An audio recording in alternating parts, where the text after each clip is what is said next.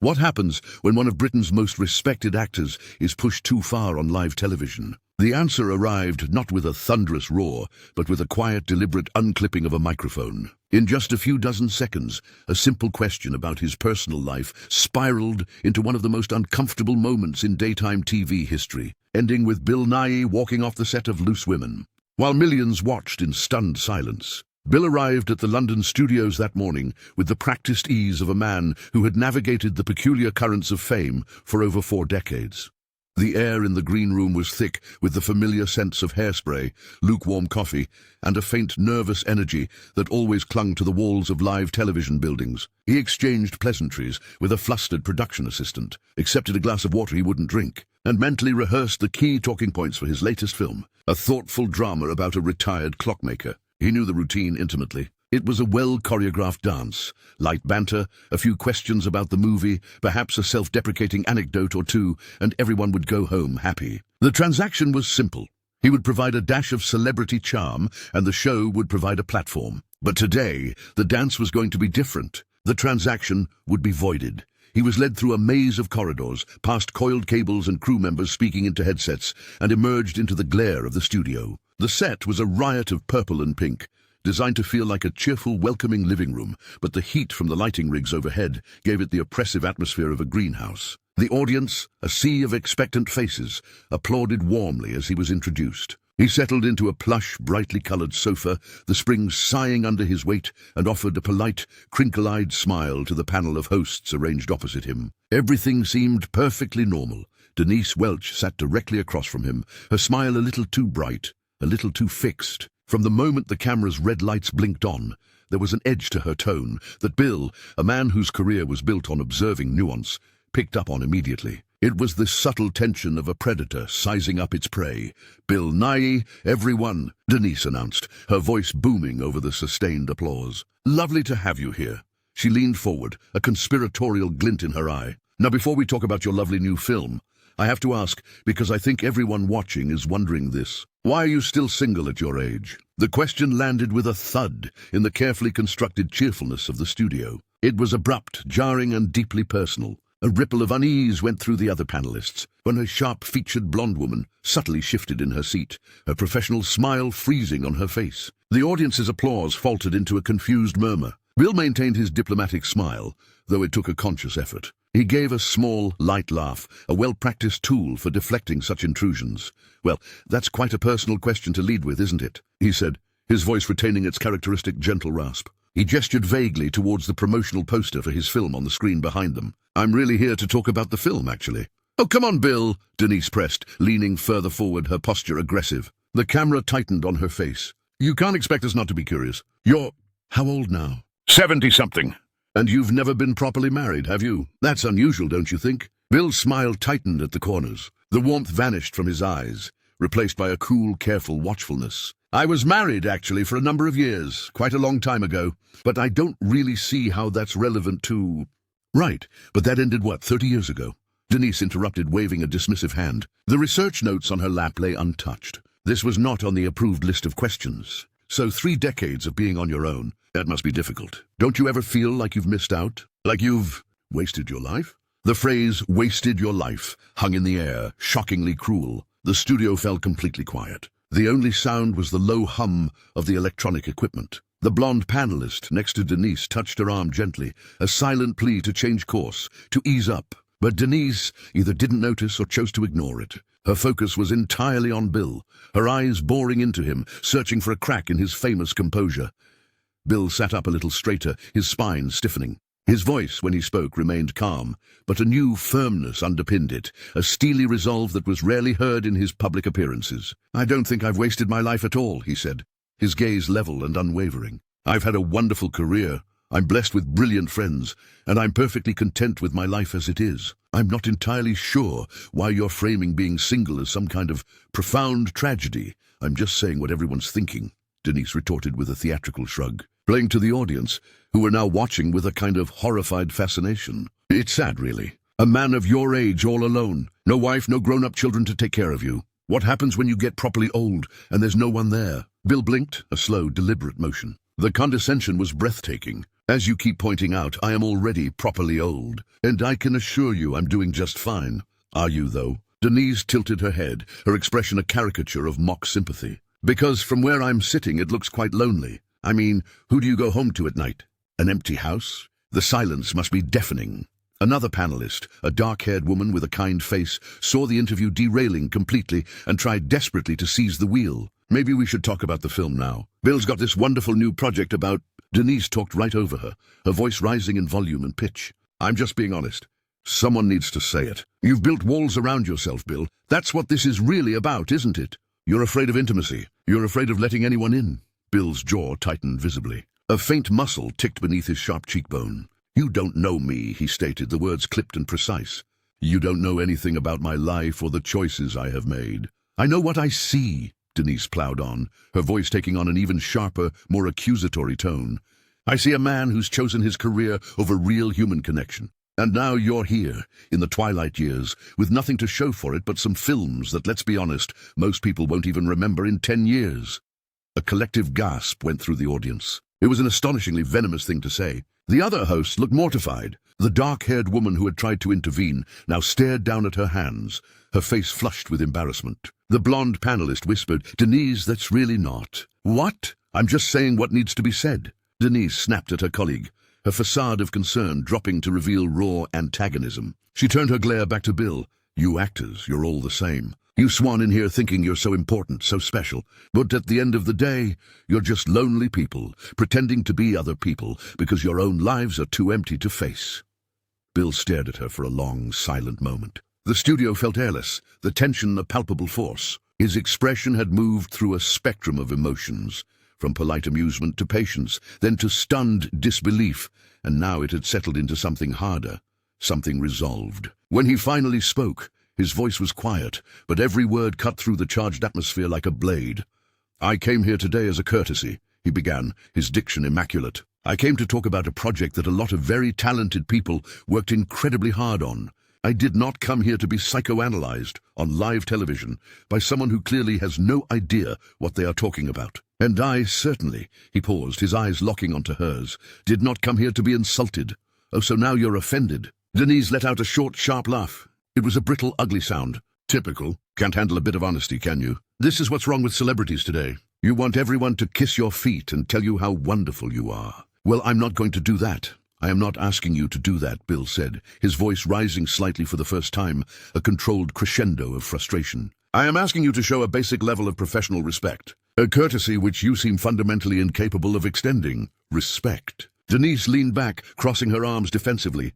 You want respect? You've done nothing but sit there with that superior attitude since you walked in here. Like you're too good for this show, too good for us. I saw it the moment you sat down. Bill shook his head slowly, a look of genuine disbelief on his face. That is a complete fabrication. I've been nothing but polite since the moment I arrived. Polite? Denise's voice grew louder, shriller. You've been condescending, looking down your nose at us, at me. You think because you've been in some posh, award-winning films that you're better than people who work in daytime television? I have never once said, thought, or implied anything of the sort, Bill responded, his own voice rising to match hers, the gentlemanly facade finally cracking under the sustained assault. Now you're putting words in my mouth to justify your own appalling rudeness. One of the other panelists, her face a mask of panic, tried to salvage the car crash. Why don't we just take a quick break and when we come back? No! Denise cut her off, her eyes wild. We are not taking a break.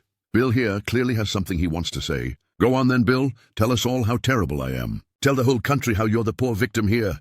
The invitation hung in the air. But instead of shouting, Bill did something far more powerful. He moved with a slow, deliberate grace. He reached for the small black microphone, clipped to the lapel of his tailored jacket. The action was so controlled, so precise, that it silenced everyone. He carefully unclipped it, the metallic click echoing in the dead air. He was taking control of the situation, not by engaging in the fight, but by ending it. I'm not going to engage in this anymore, he said, his voice now back to a calm, resolute tone. He looked around the studio, at the other panelists, at the shocked audience. This isn't an interview.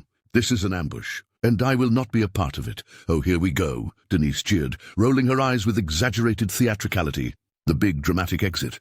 Very Hollywood of you, Bill, he ignored her. He placed the microphone on the arm of the purple sofa with a surprising gentleness, given the tension crackling through the room. He then looked directly at Denise, his expression not angry, but profoundly disappointed. "You know what the saddest part of all this is?" he said, his voice dropping to an almost conversational level. "I actually watch this show sometimes.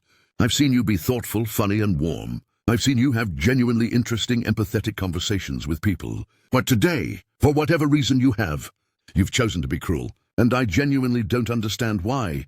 For a fleeting second, Denise's expression flickered. Something akin to uncertainty, perhaps even shame, crossed her face. But it was gone in an instant, replaced by her hardened mask of defiance. "I'm not being cruel. I'm being real. There is a vast difference between being real and being unkind," Bill replied softly. "And if you can no longer see that difference, then I truly feel sorry for you."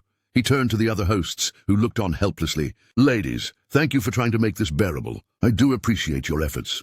Then he looked out towards the audience, his gaze sweeping across their faces. "And thank you all for being here. I'm sincerely sorry that you had to witness this." As Bill straightened his jacket and started to walk away from the sofa, Denise's voice called after him, sharp and goading. "Running away, are we? Can't handle a tough conversation?"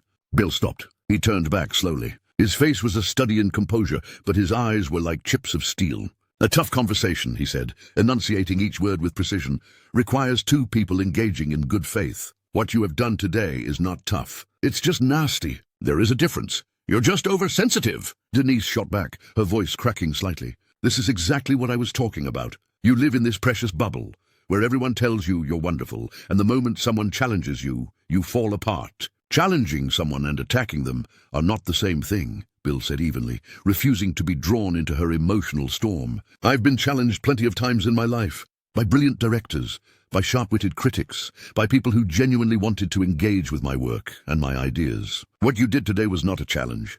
It was a performance, and frankly not a very good one." The insult, delivered so calmly, struck home. Denise stood up now, her face flushing a blotchy red. "How dare you?" "How dare you come on my show and insult me?" "Your show?" One of the other panelists muttered under her breath, a small act of rebellion. "I'm not insulting you," Bill continued, his voice steady. "I am stating facts. From the moment I sat down, you made it clear you had no interest in having an actual conversation. You had an agenda. You wanted to provoke me, to get a reaction, to create a moment. Well, congratulations." He gave a small, humorless smile. "You got your moment. I hope it was worth it." In the production gallery, chaos reigned. Producers were screaming into headsets, unsure whether to cut to an early commercial break or let this unprecedented scene play out. "You don't get to come here and lecture me," Denise said, her voice shaking now. Whether from rage or the dawning realization of her miscalculation was hard to tell. "I've been doing this for years. I know how to conduct an interview." "Then why didn't you?" Bill asked, the simple question a devastating counter. "Why didn't you conduct an interview? Instead, you spent the entire time making baseless personal attacks and offensive assumptions about my life, my choices, my character. You didn't ask a single question about the film. You didn't ask about my process. You didn't ask anything that might have actually interested your viewers. You just wanted to tear someone down on live television. That's not what I..." Denise started, but Bill held up a hand, a gesture of finality. "Please don't. We both know exactly what this was." He picked up his jacket from the back of the sofa and began to put it on. "I'm leaving now, and before you say anything else, let me be clear about something. I'm not leaving because I'm weak or oversensitive, or because I can't handle criticism. I'm leaving because I have enough self-respect not to sit here and be used as someone's punching bag for cheap entertainment." "You're being ridiculous," Denise said, but her voice had lost its earlier venom. It sounded thin, desperate. "It was just a conversation." "No," Bill said firmly, shrugging his jacket into place. "It wasn't, and you know it wasn't, but here is what concerns me most." He paused, looking past her, towards the camera, towards the millions of people watching at home. "There are people watching this right now who are single. People who are, by choice or by circumstance, alone. People who have made different choices in their lives. And you have just spent the last 10 minutes telling them, and me, that they're sad, that they're lonely, that they've wasted their lives. How do you think that makes them feel?" Denise opened her mouth, but for the first time nothing came out. The other hosts were staring at their laps, wishing the floor would swallow them.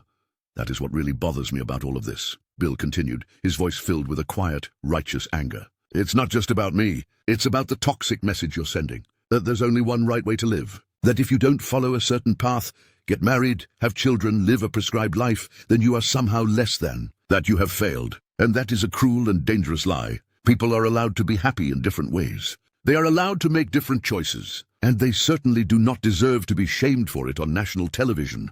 The silence that followed was absolute, deafening. Even Denise seemed at a loss for words, her belligerence finally extinguished by the weight of his argument. Bill put the final touches to his appearance, his movements methodical and calm. "I hope," he said quietly, his gaze returning to Denise one last time, "that when you watch this back, you'll think about what happened here today. Really think about it. Not about defending yourself or justifying your behavior, but about whether this is the kind of television you actually want to make. Whether this is the person you truly want to be." He gave a small, final nod to the silent cameras and the stunned audience, and then he turned and walked off the set. His footsteps echoed in the silent studio. Everyone watched him go. No one tried to stop him. No one spoke a word.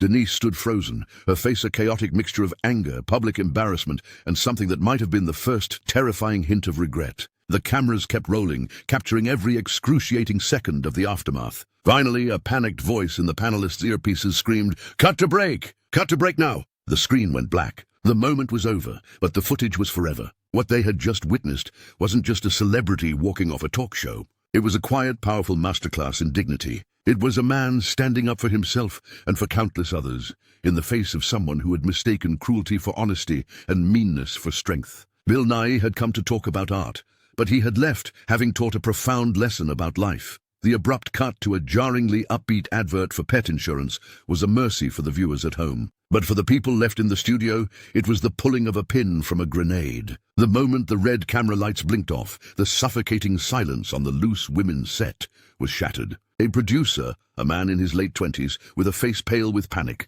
sprinted from the gallery onto the stage, his headset askew.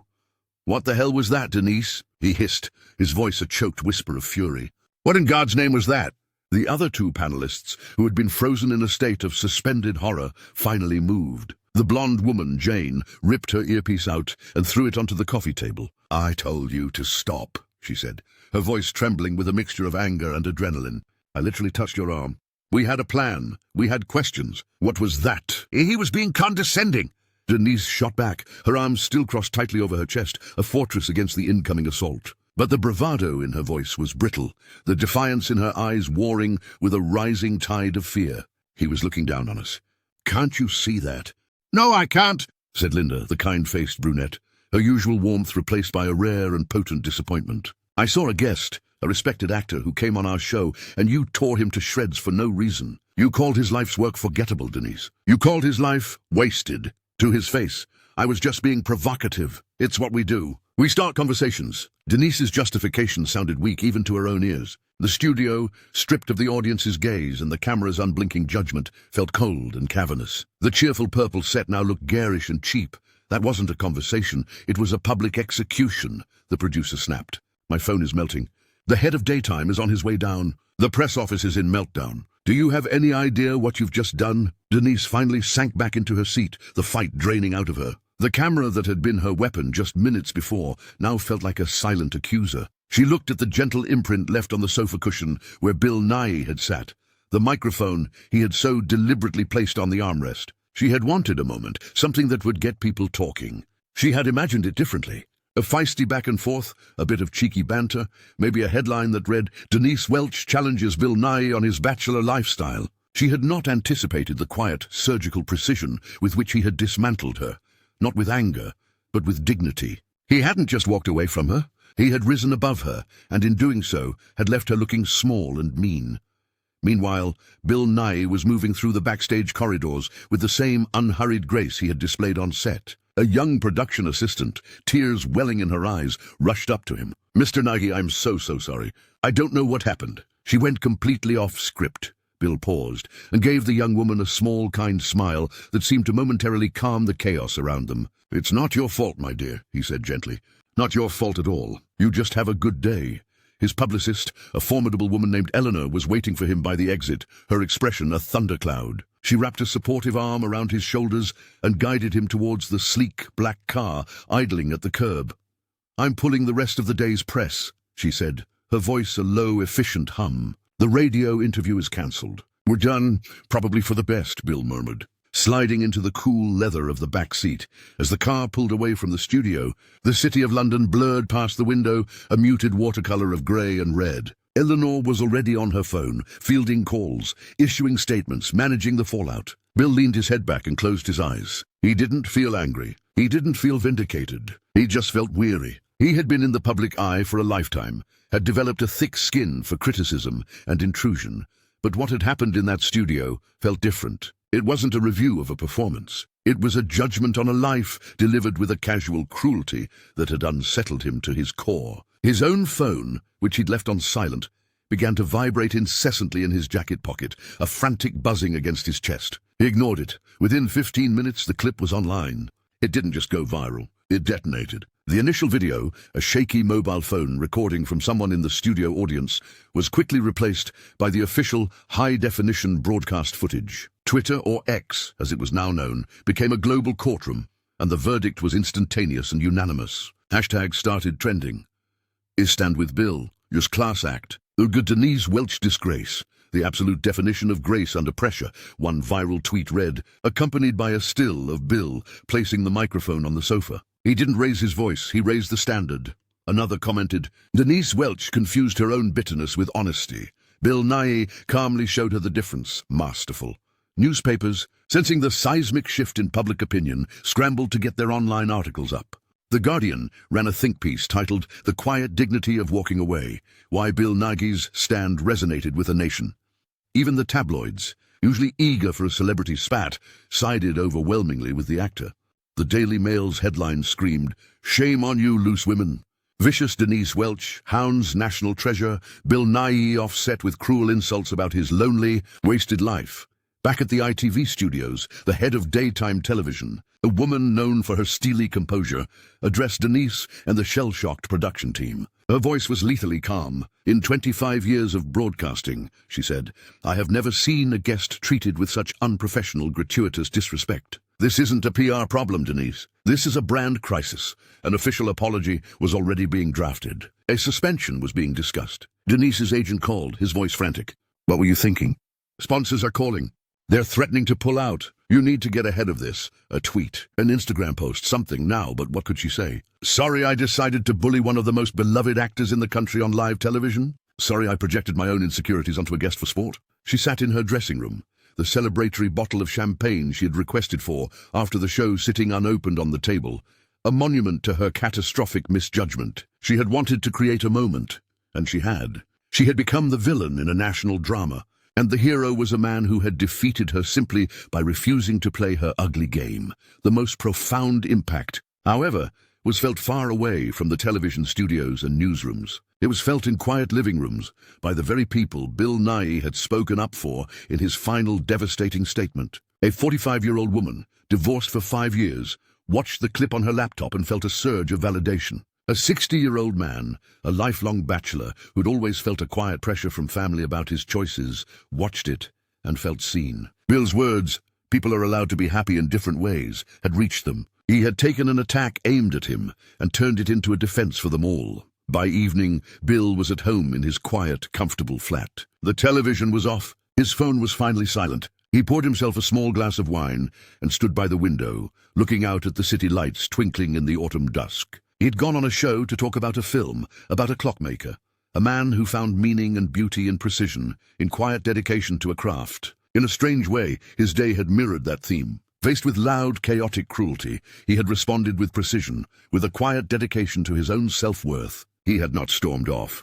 He had not lost his temper. He had simply walked away, with his head held high, leaving nothing but a deafening silence and a lesson in respect in his wake. The interview that never was had become his most impactful performance. The following day, a strange and heavy quiet hung over the set of Loose Women. The usual pre-show buzz was replaced by hushed conversations and averted eyes. The audience admitted into the studio was palpably tense. They're not for light entertainment, but to witness the aftermath of a public demolition. The signature upbeat theme music played, but it felt jarring, like a cheerful song at a funeral. Denise Welch's chair was conspicuously empty. The show began not with the usual jaunty welcome, but with Jane, the panel's de facto leader in the crisis, looking directly into the camera, her face grim. The teleprompter glowed with words that had been meticulously crafted and vetted by an army of ITV lawyers and PR executives. Before we begin today, she started, her voice steady and formal, we want to address what happened on yesterday's program. The interview with our guest, Bill Nighy, did not meet the standards we and you expect from this show. The line between robust debate and personal attack was crossed. It was unacceptable, and for that we are deeply sorry. She paused, letting the weight of the statement settle. ITV and the Loose Women production team have extended a sincere and unreserved apology to Mr. Nighy. We have the utmost respect for him as a person and as an artist, and we are mortified that he was made to feel disrespected and unwelcome in our studio. We are conducting a full internal review to ensure that nothing like this ever happens again.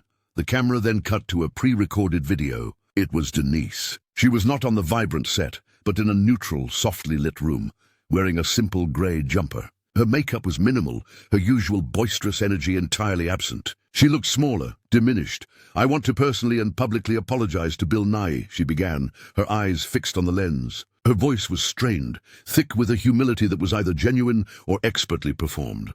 What I did yesterday was inexcusable. There is no justification for the way I spoke to him or for the things I said. My questions were not provocative, they were cruel. My words were not honest, they were hurtful. I failed as a broadcaster and as a human being. She took a shaky breath. I was trying to create a TV moment, and in my arrogance, I lost sight of the person sitting opposite me. Bill was a guest in our house, and I treated him with a shocking lack of respect and kindness. I'm ashamed, and I am truly deeply sorry. I have also reached out to Bill privately to express my remorse. I understand that many of you are angry with me, and you have every right to be. I will be taking some time away from the show to reflect on my behavior. The video ended. Back in the live studio, the other panelists looked on with somber expressions. The public apology had been delivered. The box had been ticked, but the stain remained. Across London, Bill Nighy was sitting in his publicist Eleanor's office, sipping a cup of tea. They had watched the broadcast on her laptop. When it was over, Eleanor closed the lid with a decisive snap. Well, there it is, she said. A full mea culpa. The ball is in your court. We can release a statement accepting the apology. We can release one condemning it as insufficient, or we can say nothing. Bill looked out the window at the bustling London street below. The world was demanding a response from him, another move in the game. He had no interest in playing. The incident was a dark, unpleasant knot, and his only desire was to untangle himself from it and walk away, just as he had done on the set. Let's just end it, Eleanor, he said quietly. Draft something short, very short. Acknowledge the apology. Consider the matter closed. No further comment. Then let's talk about the press for the film's premiere in New York. His refusal to be drawn back into the drama was, in its own way, the most powerful move he could make. It denied the story the oxygen of a continued conflict. The brief statement was released an hour later. Bill Nighy acknowledges the apology from ITV and Ms. Welch and considers the matter closed. He will be making no further comment. It was the epitome of class, a final, quiet checkmate. In the weeks that followed, the ripples of that 36-second confrontation continued to spread. For Denise Welch, the time away from the show stretched on indefinitely. She was not officially fired, but she was in exile. The relentless tide of online abuse eventually subsided into a simmering public disdain. Her name became a cautionary tale in media circles, a byword for an interview style that had become toxic. She watched from home as her colleagues carried on without her, the hole she left on the panel a constant, silent reminder of her fall from grace. For the first time in a long time, she was forced into silence, and in that silence, she replayed the interview over and over in her mind. The flicker of shame she'd felt on set now a burning, constant fire. Ironically, the film Bill had been there to promote became an unexpected hit. The story of the Loose Women incident had made him a folk hero. People who might not have otherwise seen a quiet film about a retired clockmaker bought tickets out of solidarity. They came to see the man who had stood up to a bully with such quiet fortitude,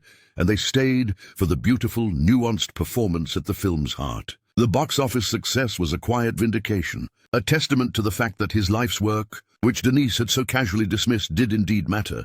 6 months later, Bill sat opposite another interviewer. This time, it was for a prestigious arts program on the BBC.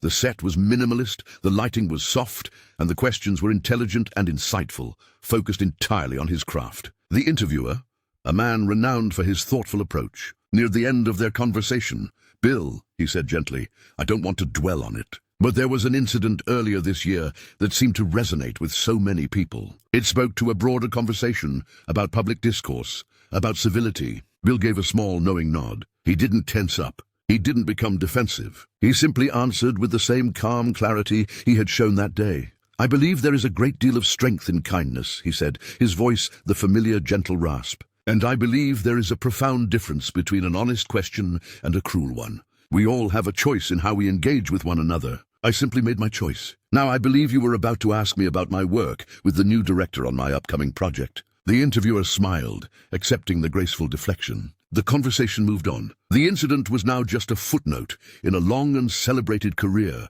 a brief ugly moment that had been transformed not into a scandal, but into a quiet legacy of grace. Bill Nighy had shown millions that you don't win a fight by being the loudest person in the room. Sometimes you win simply by knowing when and how to walk away. Epilogue, 5 years later. 5 years is a long time in television. Long enough for a firestorm to become an anecdote, and an anecdote to become a piece of industry lore. The Bill Nighy incident, as it came to be known, had settled into the latter. It was no longer a raw wound for ITV, but a cautionary tale whispered to new producers and ambitious hosts. Remember what happened in 25. The audience has a long memory for cruelty. The world had, of course, moved on, but the event had left its mark in subtle, indelible ways. The tone of daytime television had softened. The appetite for bloodsport interviews replaced by a performative, if not always genuine, kindness. The clip itself lived on, a viral evergreen, periodically resurfacing as a masterclass in how to handle a toxic confrontation. Bill Nighy, without ever intending to, had become a reluctant icon of graceful boundary setting. Bill himself was now approaching his 80s. He worked less, choosing his roles with the careful precision of a man who had nothing left to prove. His public persona had crystallized into something rare and cherished, a true national treasure. The incident had only enhanced this, adding a filament of steel to his well-known charm. It proved that his gentle demeanor was not a sign of weakness, but the result of a deep and unwavering self-respect. Tonight, he was at the Royal Albert Hall to receive a BAFTA fellowship, the highest honor the British Academy could bestow. He moved through the glittering pre-ceremony reception with his usual understated elegance, a still point in a turning world of flashbulbs and air kisses. Denise Welch was also there. Her path over the last 5 years had been more complicated. After a long, humbling period in the wilderness, she had slowly rebuilt her career. The brash, confrontational persona was gone, replaced by someone more thoughtful, more self-aware. She had a moderately successful podcast, Second Take, where she interviewed people about the mistakes and turning points in their lives. She wrote a column about mental health and forgiveness. She had, through a painful and public process, reinvented herself. She was still on television, but in smaller, gentler roles. The seat on the Loose Women panel was a thing of the past. She saw him across the crowded room, surrounded by admirers. For a moment her heart hammered against her ribs, the familiar shame washing over her. She had never spoken to him since that day. Her private apology had been a letter sent via their agents, to which she had received no reply. His public statement that he considered the matter closed had been, she knew, for the world, not for her. Taking a deep breath, she decided it was time. She waited for a moment when he was standing alone, looking at a portrait on the wall. She approached him quietly from the side, so as not to startle him. "Mr. Nighy," she said, her voice barely a whisper. He turned, his expression one of mild curiosity that shifted into neutral recognition. He didn't smile, but he didn't recoil. He simply waited. "Denise," he acknowledged with a small nod. "I know this is neither the time nor the place," she began, her words tumbling out in a nervous rush. "And I know you closed the book on this a long time ago. But I needed to say it to you, in person. I'm sorry, truly, for that day." He looked at her, his gaze steady and searching. He saw not the aggressive antagonist from the purple sofa, but a woman who looked tired, and who seemed to be speaking from a place of hard-won sincerity. "What you did," she continued, finding her footing, "the way you handled me. It was the beginning of a very long, very necessary look in the mirror for me. You were right about everything, and in a strange way I'm grateful. You taught me a lesson I desperately needed to learn." The silence stretched between them for a moment, the din of the reception fading into a distant hum. Bill considered her words. He could have been cold, could have dismissed her with a curt nod and walked away. It was what many thought she deserved. But that was never his way. "Thank you for saying that, Denise," he said finally, his voice retaining its familiar, gentle rasp. "It takes courage to say that. We all have moments that define us, and moments that refine us. It sounds as though you've allowed that one to refine you. I wish you well." He gave her another small, formal nod, a gesture of closure rather than warmth, and then turned to greet an approaching colleague. The interaction was over. It had lasted less than a minute. There was no grand scene of forgiveness, no tearful reconciliation. It was just a quiet, necessary closing of a circle. Denise felt a profound sense of relief, as if a weight she hadn't realized she was still carrying had finally been lifted. She turned and walked away, melting back into the crowd. Later that evening, Bill stood on the grand stage, bathed in the warm glow of the spotlight, the heavy gold mask of the BAFTA in his hands. He gave a witty, charming, and deeply humble speech, thanking all the people who had shaped his long and storied career. As the thunderous applause washed over him, he looked out across the vast, dark auditorium, a sea of faces looking up at him. His gaze was calm, his smile serene. The world would remember him for his roles, for his wit, for his inimitable style. But he knew, with a quiet certainty, that true strength was never measured in the battles you won, but in the grace with which you conducted yourself. It was measured in the quiet moments, in the choices made under pressure, in the simple, powerful dignity of knowing your own worth, and sometimes in knowing exactly when to walk away.